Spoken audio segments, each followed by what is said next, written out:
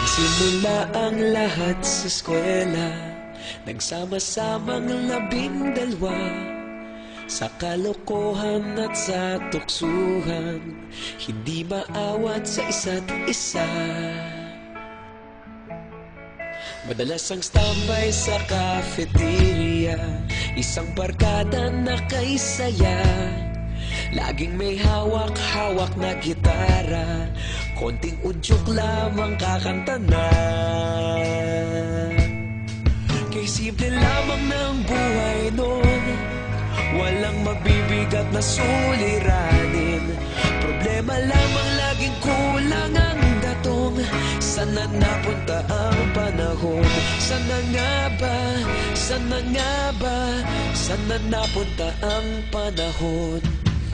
Sana nga ba? Sana nga ba? Sana napunta ang panahon? Sa unang ligaw kayo'y magkasama, magkasabwat sa pambobola. Walang sikreto kayong tinatago, okay sarap ng samahang barkada. Nagkawatakan na sa kolehiyo, kanya-kanya na ang nilakaran. Kahit minsanan na lang kung magkita, pagkakaibigay hindi nawala.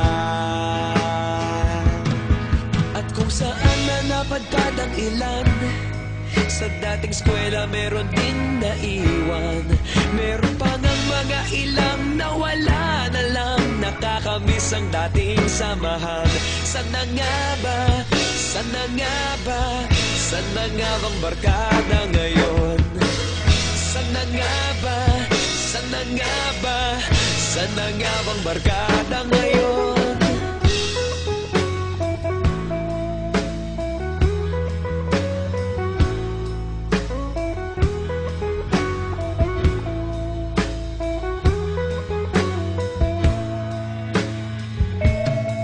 Ilang taon din ang nakalipas, wala pa sa aming tatay na nagsusumikap upang yumaman at guminhawang kinabukasan.